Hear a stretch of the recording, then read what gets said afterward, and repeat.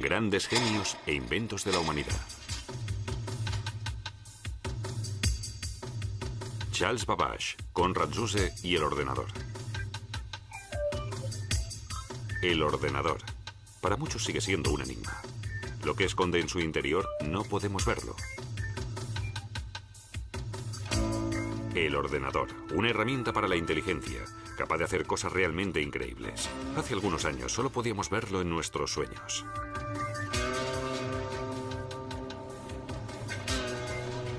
Con la ayuda de los ordenadores, las personas controlamos desde la Tierra el vuelo de las naves en el espacio. La misma técnica se utiliza en Frankfurt, Nueva York o Tokio para supervisar las operaciones de acciones y divisas. El espacio y el tiempo son casi insignificantes. Gracias a la comunicación por ordenador, el mundo se une mientras en los monitores nace ya la imagen de un nuevo mundo artificial. La tecnología de la información, con su aparente omnipotencia, también genera miedos. Ya desde sus comienzos, cuando el ordenador aún era para muchos un misterioso cerebro electrónico.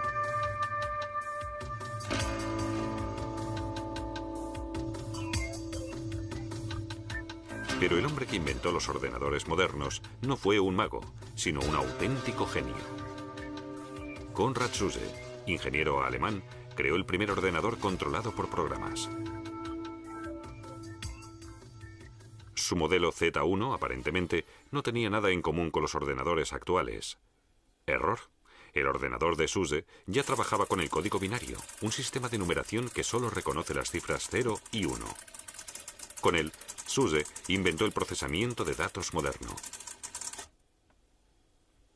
Antes que él, muchos otros intentaron fabricar máquinas automáticas.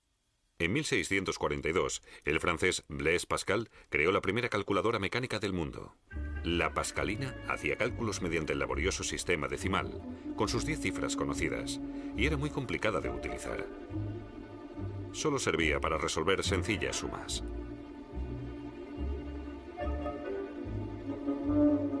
Gottfried Wilhelm Leibniz fabricó más tarde una máquina que permitía realizar las operaciones básicas. Leibniz inventó un mecanismo de rueda escalonada para acelerar los múltiples cálculos requeridos en la multiplicación y la división, mecanismo precursor de las posteriores calculadoras.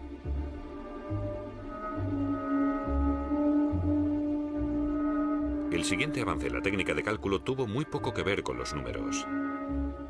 El francés Joseph-Marie Jacquard fabricó en 1804 un telar que se programaba con tarjetas perforadas. Cada una de estas tarjetas determinaba un movimiento de la denominada lanzadera del telar, y de esa forma se realizaba el patrón. El principio de las tarjetas perforadas lo usó el germanoamericano Hermann Hollerith en 1890 para la elaboración del censo en los Estados Unidos. Hollerith registró la información de la población en unas tarjetas perforadas que su nueva máquina podía leer automáticamente. Nunca se habían procesado tan rápido los millones de habitantes del censo. La noticia se extendió enseguida.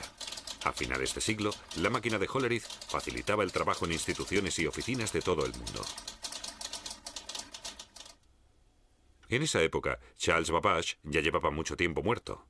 De todos los pensadores, fue él el que primero tuvo la visión del ordenador moderno.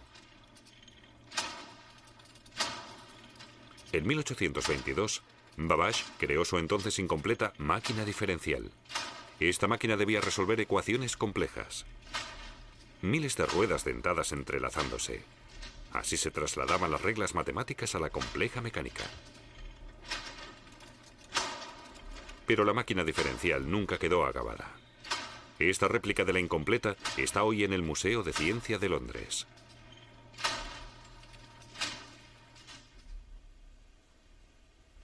En 1833. Babbage deja aparcada su máquina diferencial. Ahora sueña con un dispositivo aún más complicado. Esta nueva máquina analítica no solo realizará operaciones aritméticas, también resolverá cualquier problema matemático.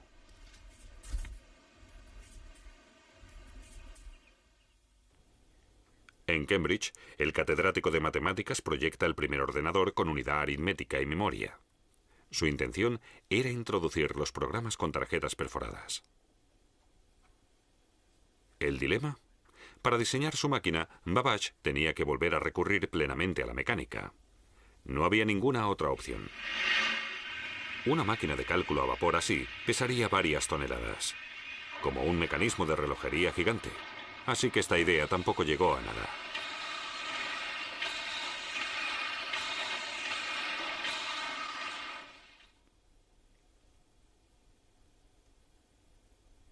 Con el sueño de la máquina analítica, el primer ordenador universal, Babbage se adelantó más de 100 años a su época. Hasta la llegada de la electrotécnica, no se hicieron los primeros avances hacia el ordenador que hoy tenemos.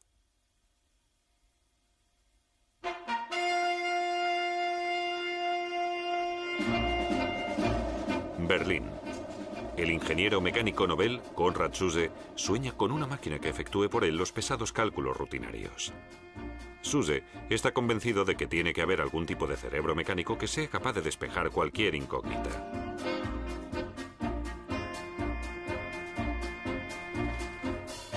Zuse descubrió el relé electromecánico en la técnica de telecomunicaciones. Eso le llevó a la siguiente idea. El relé de telecomunicaciones podía ser el elemento principal en una calculadora que trabajara con código binario. Pues al igual que el código binario, el relé solo conoce dos estados, activado o desactivado, encendido o apagado.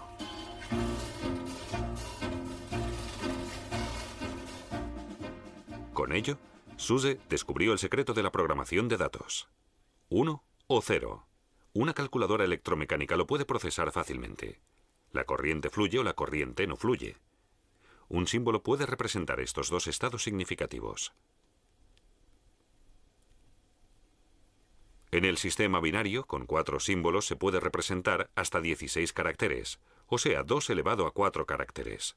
Por ejemplo, las cifras del 0 al 15. Para que comparen, arriba el sistema decimal, abajo el sistema binario.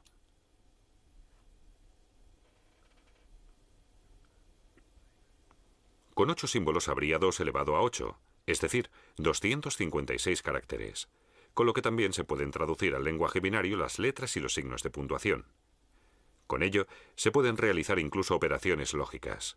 Las reglas para hacerlo las desarrolló el matemático británico George Boole a mediados del siglo XIX con su lógica proposicional, mucho antes de que existieran los ordenadores. Zuse no había oído hablar de George Boole, pero desarrolló unas reglas lógicas muy similares a las del álgebra booleana. En 1936, Zuse empezó la construcción de su máquina con la ayuda de amigos en Berlín. En un plazo de 24 meses, el Z1 se convirtió en un monstruo de más de 2 metros, el primer ordenador electromecánico programado del mundo.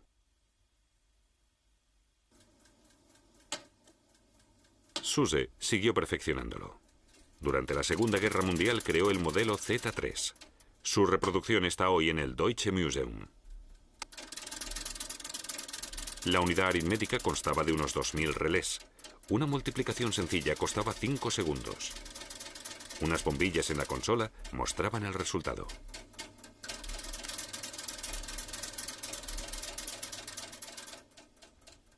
Su sucesor, el Z4, se utilizó para hacer cálculos aerodinámicos en el Instituto de Investigación Aeronáutica de Berlín. Los programas aritméticos se introducían mediante una cinta perforada. Pero el Z4 también se quedó en prototipo. Zuse nunca recibió ninguna ayuda estatal. El gobierno nacional socialista no conocía la importancia del ordenador. Por contra, en Estados Unidos, se impulsó el desarrollo del ordenador con grandes ayudas.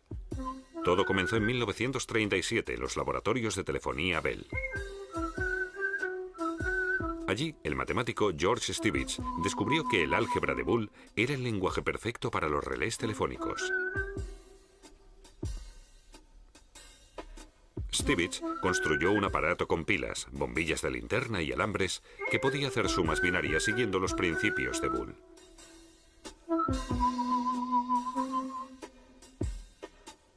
Así, Stibitz y Zuse siguieron caminos parecidos sin saber nada el uno del otro. Stibitz llamó a su segunda calculadora calculadora compleja. Esta realizaba operaciones aritméticas completas. La nueva herramienta generó mucha expectación en Estados Unidos. A partir de entonces, se desarrolló a pasos agigantados. En 1943, Howard Aiken desarrolló el Mark I. Resolvió en un solo día problemas balísticos de la Marina de Estados Unidos, cuyos cálculos sin ordenador habían costado 6 meses.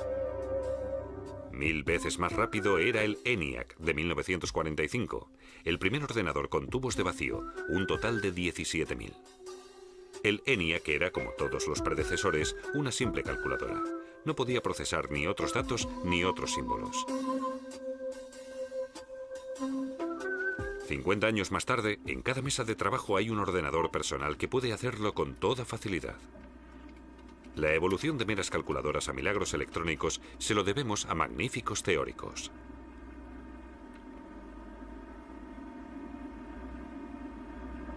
El inglés Alan Turing describió en 1936 una máquina capaz de resolver cualquier problema lógico imaginable. John von Neumann también descubrió que un ordenador podía realizar el planteamiento de cualquier problema que se le introdujera. En 1945 describió los componentes que debía tener una máquina universal. Su principio sigue vigente en la actualidad. Un ordenador, según von Neumann, debe tener una unidad aritmética, una unidad de control para la coordinación de las funciones, una memoria, una unidad de entrada que transforma los datos que se le dan en símbolos legibles por la máquina, y una unidad de salida que decodifica los datos procesados.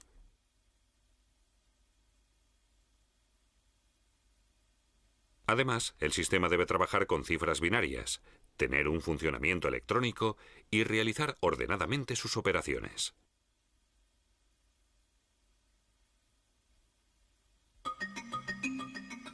En la actualidad, las teorías de von Neumann y Turing son algo común. Hasta los niños saben que los ordenadores son mucho más que calculadoras rápidas. Desde los años 50 se han hecho avances increíbles en el procesamiento de datos. La mayoría de ellos gracias a la microelectrónica. Con los cables de vacío se consiguió en los años 50 la reducción de los componentes aritméticos y poco después se creó el transistor para el control de la corriente. Más tarde se crearon los circuitos integrados, que permitían comprimir muchos más componentes. Poco después se desarrollaron los denominados chips, pequeños discos de silicio. En los años 60 se podían comprimir 10 componentes en un chip. En 1970 ya cabían 1000. Actualmente se pueden llegar a comprimir 100 millones de transistores y otros componentes en 1 centímetro cuadrado.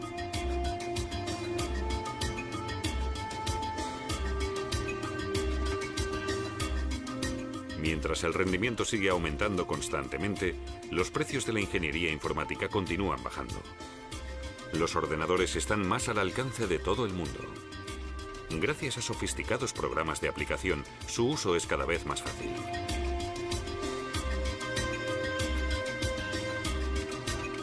Ya nadie debe introducir complicadas órdenes mediante tarjetas perforadas como ocurría no hace tanto tiempo.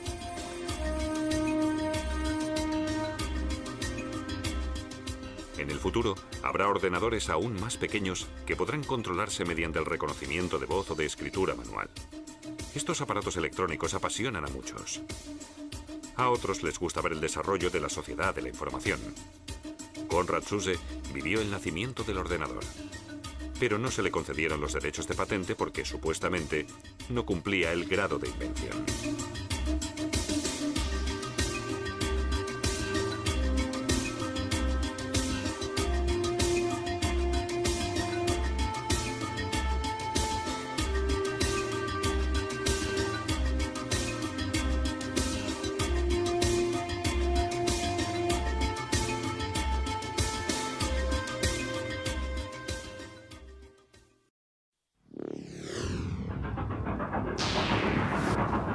Grandes genios e inventos de la humanidad.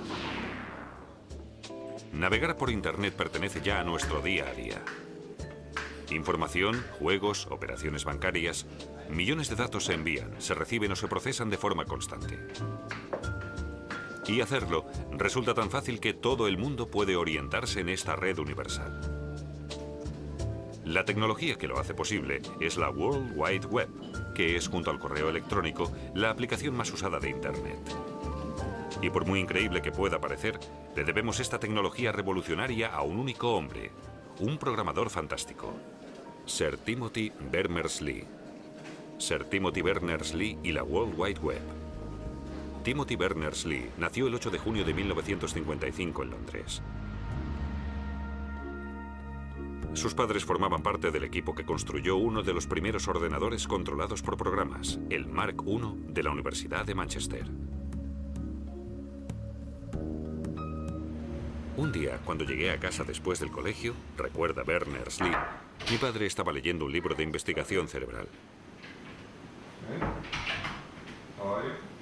Buscaba remisiones que pudiera llevar a cabo un ordenador, estableciendo el mismo tipo de relaciones y asociaciones que el cerebro humano. Y de esa forma, vincular cosas con una característica común, aunque aparentemente no tuvieran nada que ver unas con otras. Por ejemplo, el diccionario define caballo como animal del orden de los perisodáctilos, pero una persona puede asociarlo a una figura de ajedrez. Lo mismo pasa con el potro, que a su vez puede asociarse a los moretones de los años de colegio. Cuando los textos se enlazan de esta manera, hablamos de hipertexto. Tras la breve conversación con su padre, Berners-Lee se implicó de tal forma en la tarea que ya no abandonó en toda su vida la idea de conseguir que un ordenador generara hipertextos por sí mismo. En 1973, Berners-Lee comenzó sus estudios de física en la Universidad de Oxford. Allí fabricó con transistores, con uno de los primeros microprocesadores y con un televisor viejo, su primer ordenador. Cuando terminó sus estudios, Berners-Lee empezó a trabajar como programador. En 1980 se marchó 6 meses a Suiza. Allí trabajó en el CERN, el Centro Europeo de Investigación Nuclear. Al llegar Berners-Lee desconocía quién era el responsable de qué y qué programas informáticos utilizaba. Así que para hacerse una idea general creó su propio programa. Este relacionaba los documentos con los trabajadores, con sus proyectos y con el software que utilizaban. El programa examinaba si los documentos contenían palabras clave y, en ese caso, creaba enlaces en los puntos que éstas aparecían. En recuerdo del antiguo diccionario de su infancia, Berners-Lee le puso a su programa el nombre Inquire, verbo que en inglés significa informarse, investigar. No fue casualidad que el programa funcionara como un diccionario, con la remisión sí, en español ver, escrita al final de cada entrada. Los enlaces del Inquire llevaban a un listado de otros documentos con las mismas palabras clave. En inglés, los enlaces se llaman links, y como los enlaces del Inquire se basaban en el principio del hipertexto, se denominaron hiperlinks. Pero el programa de Berners-Lee solo se usó en los ordenadores del CERN y nunca se publicó. Sin embargo, fue la base para la posterior World Wide Web. Berners-Lee no solo quería enlazar los documentos de un mismo ordenador, pretendía conectar los documentos de varios ordenadores de diferentes sitios. Y esa idea desembocará finalmente en la World Wide Web. En esa época ya existía una estructura de red que vinculaba varios ordenadores conectados, Internet, que ofrecía el alojamiento ideal para la materialización de su visión. Los orígenes de Internet datan del año 1957, cuando irrumpió en Estados Unidos el denominado shock del Sputnik. Today, a new moon is in the sky, a 23-inch metal sphere placed in orbit by a Russian rocket. La Unión Soviética fue el primer país en lanzar un satélite al espacio. La sorpresa de Estados Unidos fue enorme. El gobierno estadounidense vio la necesidad de actuar. Ordenaron la aplicación de todos los conocimientos y la disposición plena de científicos de todo el mundo y sobre todo de militares para evitar más situaciones comprometidas. En 1958, el ministro de Defensa estadounidense, John F. Dulles, creó la ARPA, la agencia de proyectos de investigación avanzada para el desarrollo de nuevas tecnologías de comunicación. Paul Baran ordenó la creación de una red informática que, de acuerdo con las exigencias, funcionara aún cuando determinadas partes del sistema estuvieran inactivas. Baran vio enseguida que eso solo podía lograrse mediante una estructura descentralizada, pues en una centralizada solo existe un camino que va de A a B, con lo que si falla el nodo central, la información no puede llegar a su destino. Por el contrario, una estructura descentralizada permite desviar el envío por el punto C cuando el nodo central falla. Había nacido la idea de Internet. En 1969, mediante líneas de teléfono especiales, se cerró por primera vez una red informática entre 4 ordenadores situados en las universidades de Stanford, Utah, Los Ángeles y Santa Bárbara. La denominada ARPANET, la abuela del actual Internet. Los científicos que pudieron acceder en su día a esa red vieron enseguida su poder. Los datos se podían transmitir en cualquier momento desde ordenadores a gran distancia. Hasta 1974, ARPANET creció hasta integrar más de 100 ordenadores, algunos incluso de fuera de Estados Unidos. Por primera vez surge el término Internet. A partir de 1983, esta pasó a ser su denominación oficial. Pero el problema de esta red era que la utilizaban muchos tipos diferentes de ordenador. El que trabajaba con un sistema necesitaba muchos conocimientos informáticos para poder obtener datos de otro sistema. Los ordenadores tenían diferentes sistemas operativos y no se entendían, igual que ocurre entre dos personas que hablan idiomas diferentes.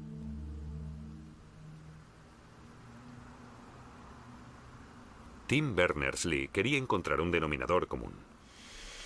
Todos los usuarios de la red deberían poder obtener todos los datos disponibles, sin importar el sistema en el que estuvieran grabados. En 1984, Berners-Lee renueva contrato en el CERN, esta vez en un puesto fijo. Debía crear un sistema de documentación que permitiera que todos los trabajadores del CERN a nivel mundial intercambiaran y gestionaran fácilmente los resultados de sus investigaciones. Para conseguirlo, Berners-Lee creó los otros dos componentes básicos de la World Wide Web y los denominó así: HTML y URL.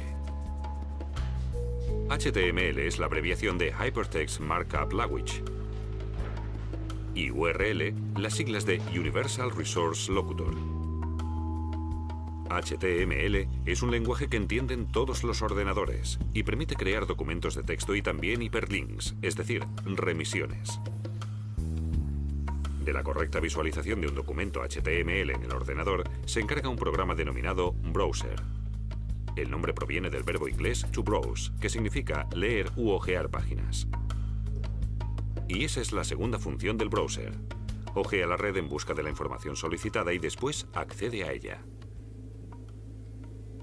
Para posibilitar este acceso, todos los documentos deben tener una dirección única en la que podamos encontrarlos. La Universal Resource Locator, o URL, creada por Berners-Lee. Una URL empieza por las letras www de World Wide Web. Después va el nombre del ordenador en el que están grabados los datos que queremos, lo que normalmente se denomina servidor. Al final de la URL se escribe el tema concreto sobre el que queremos información. En nuestro ejemplo, Berners-Lee como subtema del apartado People. Con esta dirección, todos los documentos son perfectamente localizables en todos los ordenadores conectados a la red.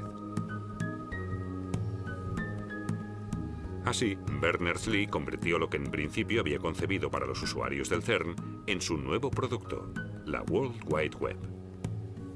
Su ordenador en el CERN fue el primer servidor de la red.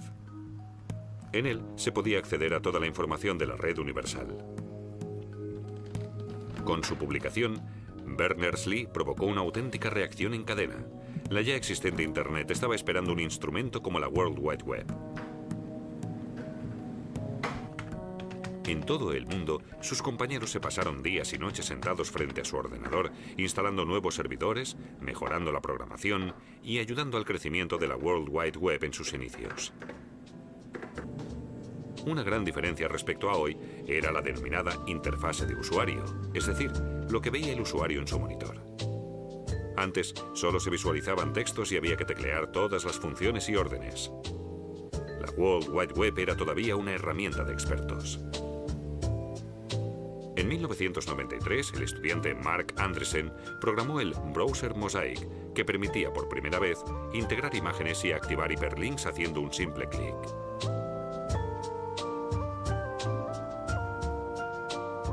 Un año después, su browser salió al mercado con el nombre de navegador.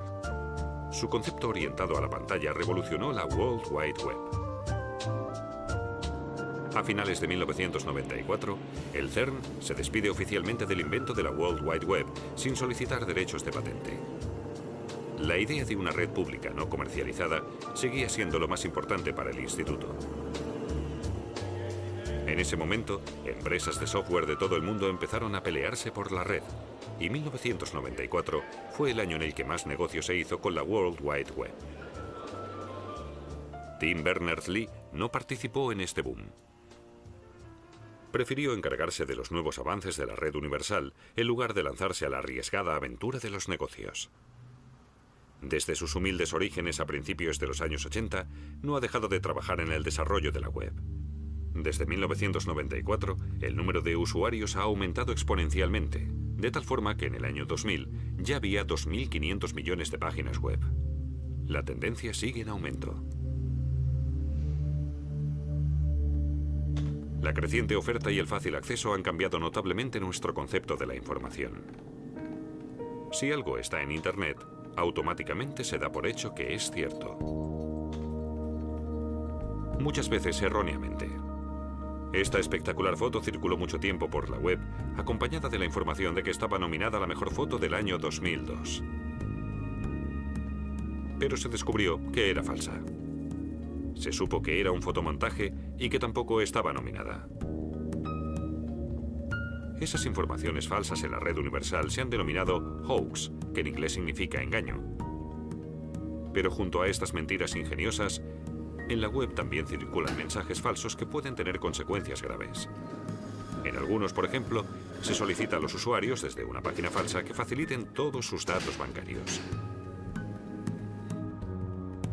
La producción justo a tiempo, que gestiona todos los materiales mediante camiones, sería inimaginable sin la World Wide Web, así como la globalización con todas sus consecuencias negativas. Como consecuencia de la red, también podría surgir una sociedad de dos clases. Los que prefieren seguir documentándose a la antigua usanza pueden encontrar la información que buscan en infinidad de libros de consulta, o pueden no encontrarla a pesar de haber invertido muchísimo tiempo. Online, la búsqueda es más rápida. Solo la enciclopedia Wikipedia ya ofrecía a los 4 años de su creación más de 290.000 entradas permanentes y actualizadas, todas ellas con enlaces internos a otros temas relacionados desde la A hasta la Z.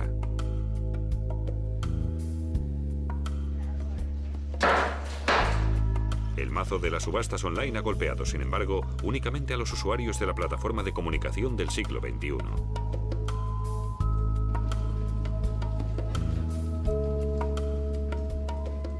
Su creador, Tim Berners-Lee, ha recibido premios estos últimos años. En julio de 2004, la reina Isabel de Inglaterra lo nombró caballero. Él se muestra más crítico ante la creación de la World Wide Web.